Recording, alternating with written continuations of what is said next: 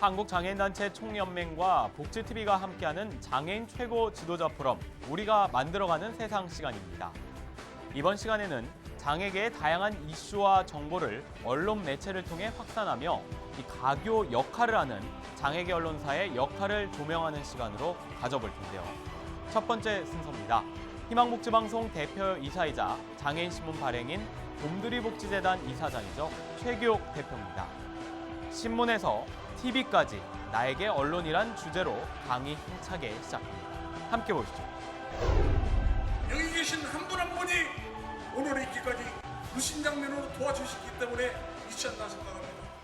비장애인하고 같이 함께 더불어서 살 수 있는 행복한 국기 시대를 열어가는 데 앞장서겠습니다.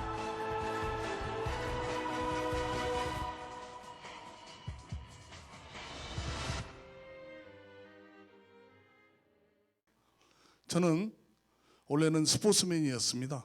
스포츠맨에서 이 언론을 알기까지는 참 파란만장됐습니다. 저는 그래도 운동선수에서 누구를 만나느냐에서 인생관이 달라지는 건데, 저는 정치도 해봤고 또 건달세계에서 아마 이정재 선배님만 모르고 전부 다 접해봤습니다.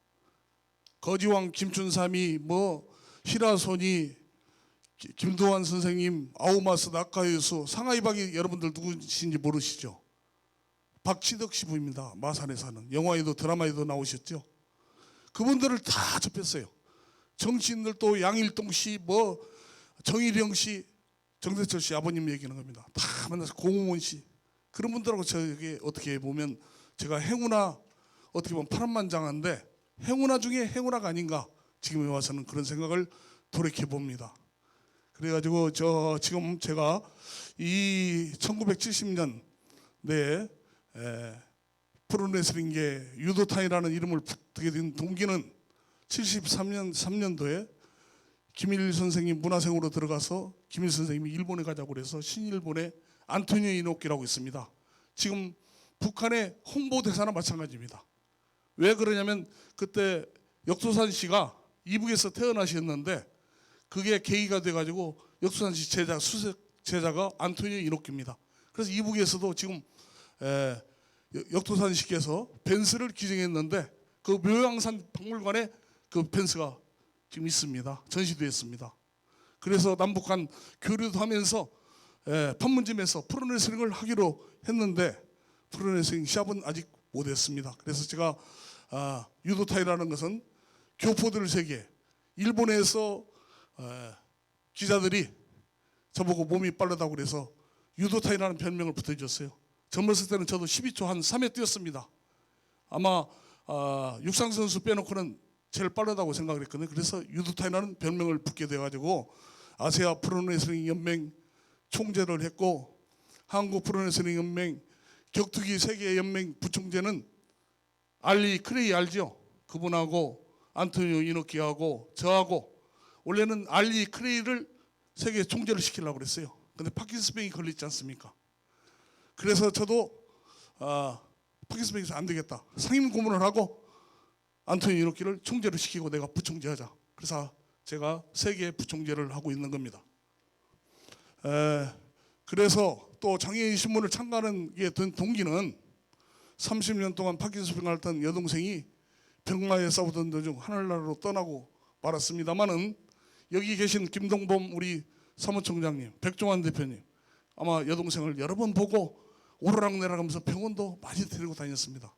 제가 이 얘기를 하려고 하니까 괜히 눈물이 글썽하고 이게 좀 가슴이 좀 뭔가 아찔합니다만은, 그래서 그런 도중에 제 동아일보 고동수 선배님께서 제 스포츠 그 팬클럽에 회장을 맡아가지고 계시면서 저보고 88 올림픽을 하게 되는데 뭔가 제일 건강한 사람이 여동생도 파킨슨병을 걸렸으니 뭔가 한번 언론을 한번 만들어봐라.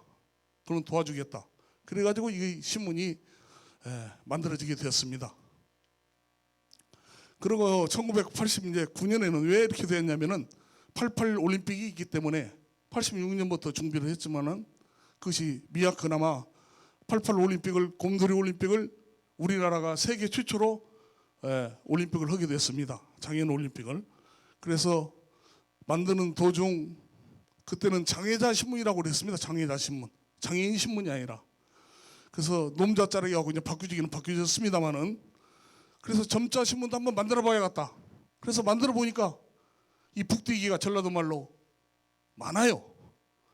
그리고 또 돈도 많이 들어가고. 그래서 파란만장했습니다.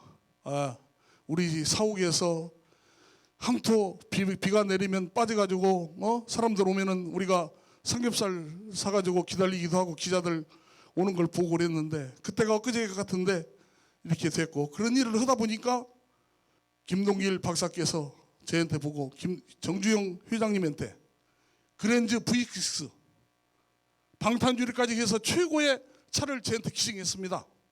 그때는 국회의원들 차 하나, 아마 소나타도 하나 제대로 받은 사람이 별로 몇 명 안 돼요.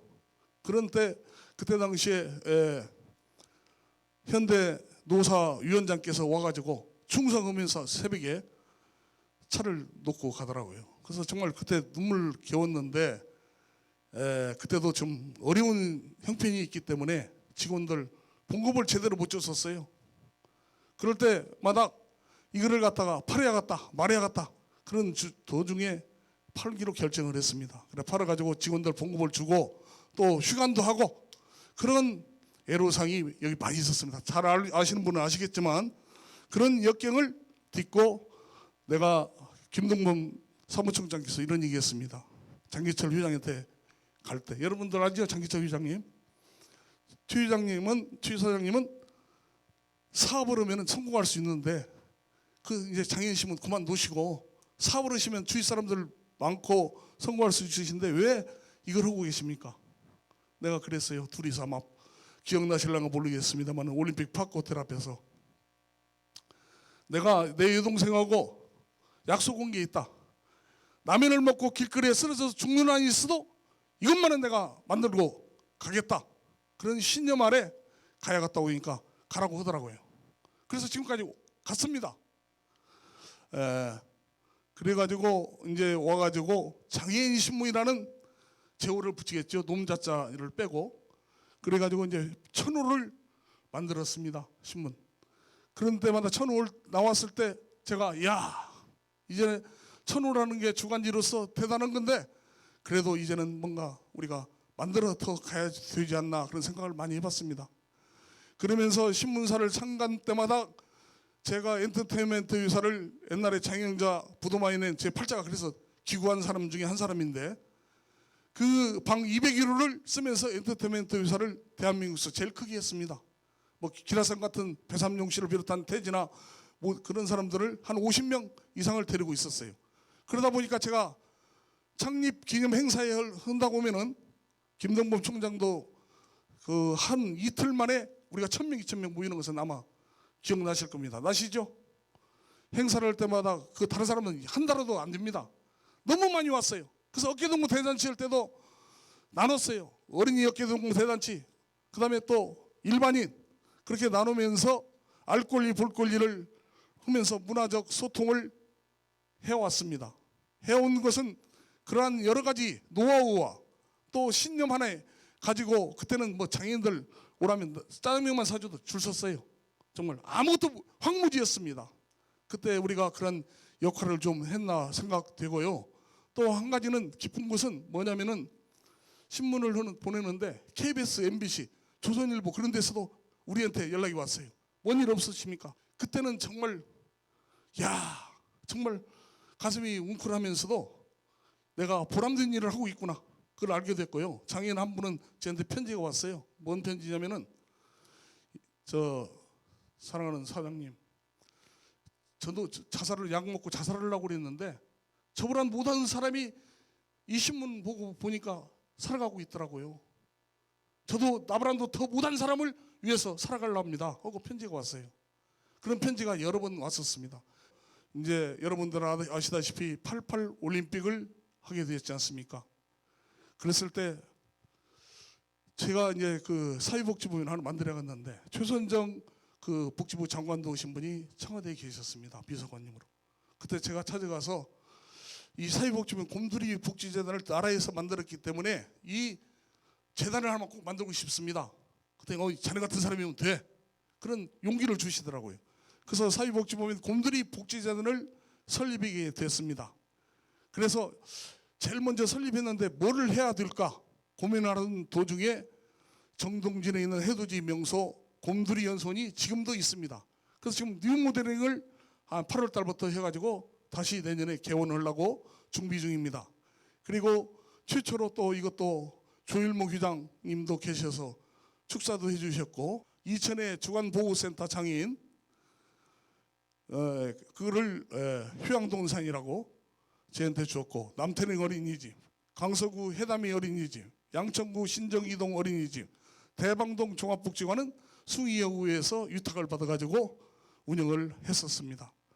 그런 것을 이제 바탕으로 해서 이제 변화가 왔는데, 이제는 또 변화가 와야겠더라고요. 새 시대에 따라서. 그래서 장애인 접근성에 고려하여 인터넷 방송을 만들어야겠다. 그래서 웰페어를 창간하게 됩니다. 창간하게 돼가지고 지금 하고 있습니다만은 이제는 미디어가 중요성이 있더라고요. 이제 패러다임이 방송을 해야겠다. 그런데 방송을 하면 돈도 많이 들어가는데 어떻게 할 건가 고민도 많이 했습니다. 그래, 뭐 없이도 뭐 해보고 뭐 배짱으로 나갔는데 뭘 할 게 못 할 게 뭐가 있느냐, 만들어 보자. 그래가지고 복지방송, 희망복지방송을 2005년도에 만들게 됐습니다. 만들다 보니까 이제 공익 채널로 7년간은 했습니다만은 하면서도 이제 뭔가 의무전송을 받아야 SO에서 방송을 나오게 됩니다. 정말 힘들었습니다. 구두가 3클레 이상 떨어졌을 겁니다. 전국을 돌면서 SO에 다니면서 왜 우리 방송 같은 사람을 안 넣어주냐, 다른 타 방송을 넣느냐. 그랬을 때마다 저보고 이 사람 이상한 사람이구만, 그런 사람도 있었을 겁니다. 그러나 마나 저는 목적을 달성하기 위해서 구두 3클레가 떨어지더라까지 다니면서 SO에서 하다 보니까 국회의원들 가서 한 40여 명이 법을 개정했습니다. 개정할 때도 윤석영 의원도 여기 발의자입니다만은 힘들 거다, 그런 얘기를 했어요. 우리가 노력하면 안 되는 것이 없기 때문에 제가 이런 말씀을 드리는 겁니다. 노력하니까 되더라고요. 그래서 2013년부터 의무전송을 받아서 지금까지 3년간 세계에서 유일한 복지 채널로 위원회에도 보고가 되어 있습니다. 여러분들 왜 이런 말씀을 하냐면은 이렇게 힘들게 만들어졌는데 왜 이 방송이 이 필요성에 대해서 얘기를 하냐면 여러분들이 아껴주시고 사랑해주시고 여러분들이 있기 때문에 이 방송이 있지 않나 생각합니다. 여러분들 그러면 박수 한번 쳐주십시오. 좀. 예. 그래서 오늘의 이 방송이 탄생되게 되었습니다. 그리고 미디어에 강한 힘을 가지고 있다. 그 힘은 현장 속으로부터 비롯된다. 여러분들이 있기 때문에 여러분들이 현장 속에서 우리 방송을 활용함으로써 여러분들이 힘이 생기는 겁니다. 그래서 여러분들 마지막으로 말씀드립니다만은 모두 의원분들 여기 계시는 분들이 힘을 합해가지고 우리 방송과 웰페어와 웨이블 뉴스를 사랑해 주시면은 꼭 길이 열릴 것이다. 두드리면 길이 열릴 것이다가 아니라 꼭 우리 애착을 가져주십시오. 웨이블 뉴스도 많이 보시고요. 그럼으로써 우리의 중요성을 말씀드린 겁니다. 여러분 정말 대단히 죄송합니다. 감사합니다.